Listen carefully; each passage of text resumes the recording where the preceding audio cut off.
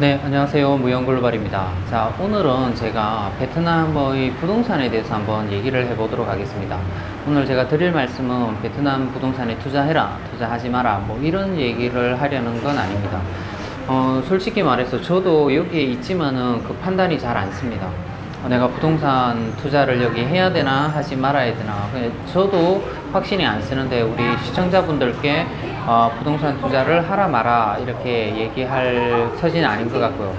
그런데 제가 여기 있으면서 그냥 전해 들은 얘기가 아니라 그 당사자들한테 직접 들은 이제 피해 사례들이죠. 그런 사례들을 알고 계시면은 제가 알고 있는 정도만 알고 계시더라도 여기 와서 이제 쉽게 부동산 사기를 당하는 경우를 조금 피할 수 있을 것 같아서 제가 알고 있는 만큼 또 제가 알고 있는 지인한테 직접 들은 얘기, 전해 들은 얘기 말고요. 또 직접 같이 가서 이렇게 겪은 얘기도 있고 하니까 그 얘기들만 해드리도록 하겠습니다. 이 부분들은 좀 사실 아닌 거, 그냥 전해 들은 얘기를 했다가는 선의의 피해자도 생길 수 있기 때문에 제가 그분들이 직접 경험한 거, 제 주위 분들이 직접 경험하고 제가 직접 같이 또 겪고 한 일만 말씀을 드리도록 하겠습니다. 먼저 월세 부분부터 먼저 말씀을 드리면요. 우리는 월세나 전세 같은 것들을 내놓으면 그 집의 월세 전세 가격을 누가 결정을 합니까? 사실은 그 집주인이 결정을 하지 않습니까? 우리 집 전세를 얼마에 내달라, 월세를 얼마에 내달라. 그러면 부동산 업자가 이제 조언을 해줍니다. 이 정도 뭐 내야만 빨리 나갑니다. 이 정도는 뭐 비쌉니다, 쌉니다. 이런 걸 조언을 해줄 수 있는 거지. 그 집의 전세나 월세 같은 경우는 궁극적으로는 집주인이 정하게 되는데요. 근데 여기 베트남에서는 아닐 수도 있다는 거예요. 그게 무슨 말이냐면 어떤 집을 그 베트남 이 주인이 내놨어요. 그러면 이 전세업자들이 그 집값을 높게 부르기도 하더라는 거예요. 아니, 부동산 업자들이요. 그래서 이 부동산 업자들이 물론 괜찮은 사람은 그렇지 않겠지만 어떤 베트남 친구들은요, 손님을 딱 보고 그날 손님이 조금 잘 넘어올 것 같다라고 하면 부동산 가격을 올려서 부르는 경우도 있다고 합니다. 그래서 그 이후에 이제 그 부동산 가격을 주인이 받아달라는 것보다 더 많이 받았으니까 그 나머지 차익을 자기의 커미션으로 먹는 경우도 이렇게 생기기도 합니다.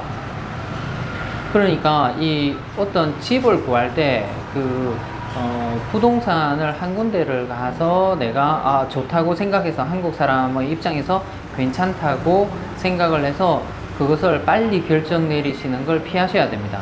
그리고 또 보통 한국 분들이 하는 가장 큰 실수 중에 하나가 뭐냐면요. 우리나라 부동산처럼 여기 부동산도 생각하시는 거예요. 그러니까 여행 오셔가지고 어떤 분이 그러시더라고요. 길가에 보이는 부동산에 가서 나 여기 집의 시세나 땅의 시세를 한번 물어보고 오겠다고 합니다. 그리고 괜찮으면 투자도 하겠다고 합니다. 정말 위험한 발상입니다. 왜냐면, 우리는 그렇게 생각하지 않습니까? 한국말로 한국 부동산이 되어 있고 한국 사람이 있기 때문에 그 한국 사람이 책임지고 뭔가를 해줄 거라고 생각을 하시잖아요. 그죠? 그렇게 생각하셔서 이제 여기에 부동산 투자를 하신 분 중에 손해를 보신 분들이 상당히 많이 있습니다. 여기서 이제 한국 부동산 간판을 걸고 하시는 분들 중에 정직하게 하시는 분들도 상당히 많이 있지만은 책임 못 질 일을 하시는 부동산 업자들도 많이 있습니다. 그래서 우리나라처럼 쉽게 생각하셔서 그냥 내가 부동산에 들러가지고 그거의 시세를 알아본다거나 이렇게 하시면은 안 됩니다. 그러면은 네, 사기를 맞을 확률도 높아지게 됩니다. 우리도 여기 있다 보면요, 어떤 한국 부동산 업자들이 제법 있습니다. 어떤 데는 이 평판을 듣고 갑니다. 그러니까 내가 뭐 베트남어를 잘 모르고 해서 영어도 잘 모르고 베트남어도 잘 모르고 해서 혼자 뭔가를 중요한 결정을 하기가 좀 그렇다라고 하면은 이제 한국 부동산을 찾아가기도 합니다. 그런데 이제 평판을 듣고 가는 거죠.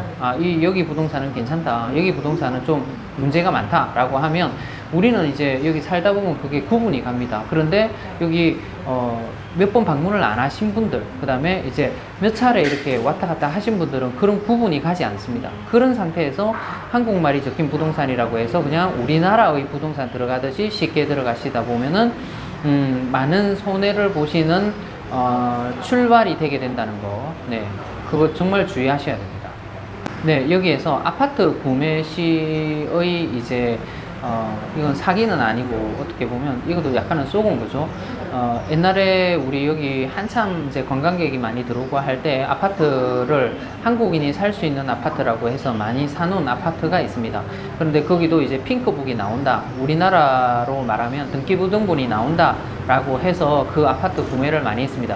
그 아파트를 구매를 해서 이 웃돈을 얹어서 파신 분도 계십니다. 근데 아직까지 가지고 계신 분도 계시고요. 그런데 이게 뭐냐면 오랜 시간이 지났는데 실제로 그 아파트의 핑크북이 나오지 않는다는 겁니다.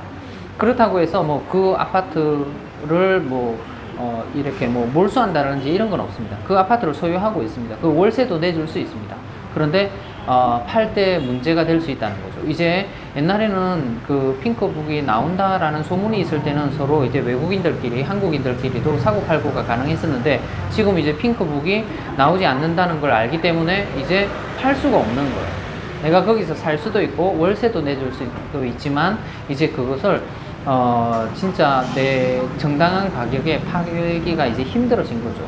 네, 이것도 한 케이스입니다. 그러니까 핑크북이 진짜 나오는지 안 나오는지에 대한 그런 것들을 그냥 부동산 업자의 말을 듣고 그냥 이렇게 덜렁 외국인이 살 수 있는 아파트고 나중에 핑크북이 나오고 외국인 투자 가능한 아파트다고 해서 부동산 업자의 말만 듣고 사시면 안 된다는 거죠.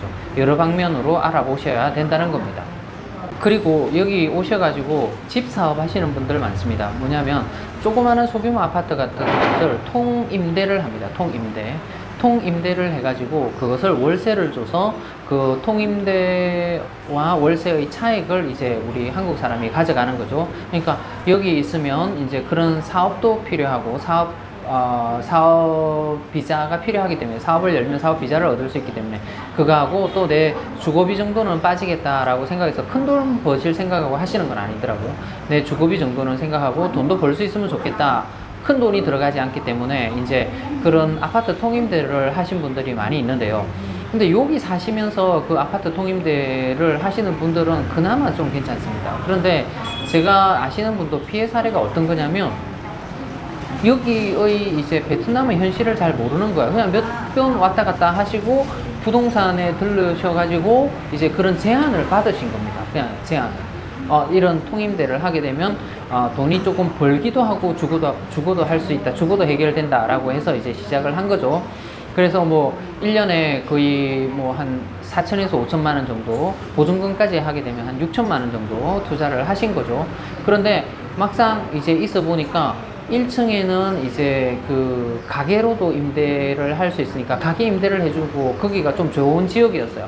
그래서 그러면은 가게 임대도 해주고 하게 되면 1층 임대료가 엄청 크다라고 이렇게 해서 그 아파트를 통임대를 하신 거예요. 그런데 우리가 딱 보기에는 이거 임대할 수가 없어요. 왜냐면 거기에 세대가 15세대가 들어갈 수 있는데 그 밑에 공간을 커피숍이나 이런 걸 임대해 줘 버리게 되면 오토바이 주차 공간이 없어져 버려요. 그러니까 여기에 사는 사람들은 오토바이 주차 공간으로 1층을 사용하게 되는데 그 부동산에서는 그렇게 말을 한 거죠. 우리 한국 사람은 충분히 믿을 수 있지만 여기에 조금만 사시다 보면 그 말을 믿지를 않습니다. 그러니까 그런 말에 이제 여기의 실정을 잘 모르다 보면 그런 말에 넘어가게 되는 거죠. 그래서 여기의 실정을 잘 아시기 전에 그런 사업을 시작하시게 되면 그분도 거의 월세 많이 못 내시고 결국은 중간에 포기하고 들어가셨는데요. 거의 투자하신 돈의 한 5분의 4를 잃어버리시고 이렇게 가신 것 같아요. 그분도. 그 다음에는 가게 임대 케이스입니다. 이것도 제가 아는 형님이 가게 임대를 했는데요. 가게 임대를 하게 되면 어떻겠습니까? 이 임대 기간이 어느 정도 남아 있어야 되지 않습니까? 그런데 여기는 5년 단위로 이렇게 가게 임대를 하게 됩니다. 그런데 앞에 사람이 임대를 했었고 채 1년도 남지 않은 가게를 인수받은 거예요. 그러면 그것을 소개해준 이제 그 부동산에서 연장 계약까지를 좀 책임지고 해주게 되면 별 문제가 없는데 내가 1년도 안 됐는데 이 주인이 나가달라는 거예요. 나는 인테리어하고 막 사업하려고 식당 하려고 다 채려놨고 다 직기들도 다 넣고 있는데 뭐야 7, 8개월 됐는데 나가달래요. 그러니까 왜 나가달라고 하냐니까 이게 이제 임기가 끝났다는 거예요. 5년 임기가. 그 앞에 사람들 거를 승계를 받은 거예요. 그러니까 이 사람은 한국 부동산의 말만 듣고 이렇게 들어온 거예요. 기간 충분하다. 뭐 다시 연장 계약하면 된다. 근데 집주인은 막상 연장 계약을 원하지 않는 거예요. 다른 자기가 사업을 해볼 거라고 나가달라고 합니다. 그러면 그 인테리어하고 집기 어떻게 됩니까? 다른 데로 옮기거나 해야 되잖아요. 그래서 사실은 거기도 식당을 차려놓고 한 뭐 4개월, 5개월 하다가 접어버렸습니다. 그러니까 그런 피해 사례들을 겪게 된다는 거죠. 그냥 우리 한국 사람의 인식으로서 그냥 한국 부동산에 가가지고 이제 그를 얘기를 해가지고 이제 했던 거예요. 사업을 시작했던 거예요. 또 다른 사례는요, 뭐냐면 한국 부동산에 가가지고 내가 여기서 돈을 벌어서 땅을 산 겁니다. 땅을 샀는데 어디 땅을 보고 샀을 거 아닙니까? 그죠? 가가지고, 네, 가서, 아, 여기 땅이다. 여기 진짜 좋다. 여기 한국 사람이 여기 사신 분 좀 사셨으니까 판단을 하실 수 있는 기준이 있는 거죠. 자기가 봐도 너무 좋은 거예요. 부촌이고. 그래가지고, 아, 여기 진짜 살볼 만하다. 이 정도에 되면 투자할 만하다. 해서 땅을 샀어요. 그래가지고, 이제, 사정이 있어서 땅을 팔려고 이제 알아봤는데, 땅을 팔려고 알아보는데, 옛날에 보여준 그 땅이 아닌 거예요. 거기서 한참 더 가서 로컬들이 사는 땅이 진짜 땅인 거예요. 그래서 그게 한국 부동산이니까 가서 따졌죠. 왜 그때 여기가 아니냐고. 내한테 보여준 땅은 이 땅인데 실제로 등기부등본을 확인해 보니까 저쪽에 있는 딴 땅이에요. 그래서 이제 이 사람들한테 따졌죠. 그러면 자기들이 알아보겠대요. 2주만 기다려 달래요. 한국 사람이니까 말이 통하니까. 그런데 2주 후에 뭐라고 답변이 왔냐면 옛날에 자기 근무하던 직원이 쏘겠다는 겁니다. 그럼 누가 책임을 져요? 그 한국 부동산의 사장이 책임을 져야 돼요. 책임 안 집니다. 그러면 우리 같으면 어때요? 소송을 할 거 아닙니까? 한국 같으면. 이거 완전 사기니까. 근데 여기가 맹점이 뭐냐면 한국 사람이 그런 소송을 해서 해결해 본 적이 없는 거예요. 아직까지. 그러니까 그 부동산 업자도 그냥 비슷한 사례들이 있다고 들었습니다. 실제로 있는지는 내가 직접 들은 게 아니기 때문에. 근데 그분은 내가 직접 알고 땅을 팔려고도 직접 다녀봤기 때문에 이건 한국 같으면 완전한 사기건 아닙니까? 그죠?